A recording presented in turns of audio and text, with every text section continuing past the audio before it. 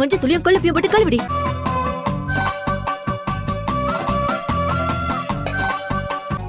வழக்கமான மசாலா இல்லாம நான் புது முறையில ஒரு மசாலா சொல்றேன், கேட்டுக்கோ. சின்ன வெங்காயம் ஒரு 10, பூண்டு ஒரு 10 பல்லு, கட்டவரல் சைஸுக்கு இஞ்சி, கொஞ்சம் மிளகு, சீரகம், சோம்பு எல்லாத்தையும் எடுத்துக்கோ. எல்லாத்தையும் நல்லா உரல்ல போட்டு இடிச்சுக்க. கொஞ்சமா மிளகாத்தூள், மல்லித்தூள் இதெல்லாம் எடுத்துக்கோ. அதுக்கப்புறம் ஒரு ஸ்பூன் சோள மாவு போடுறே.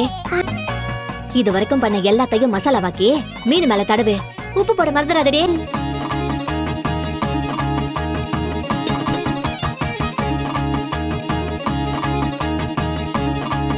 கல்ல மேல வச்சு லேசா தண்ணியை ஊத்து. சத்தம் கேட்கும். எண்ணெய் ஊத்து. கொத்து கருவேப்பிலைய உருவாம அதுல வை. அது மேல மீனை வை. அடுத்த மீன் எடுத்து வை. ஒவ்வொரு பக்கமும் 6 நிமிஷம் வேகட்டும். இப்படி வாசனை வருதுன்னு பாத்தீங்களா? மீன் வறுவல் டக்கரு, சாம சூப்பர் கிட்டு.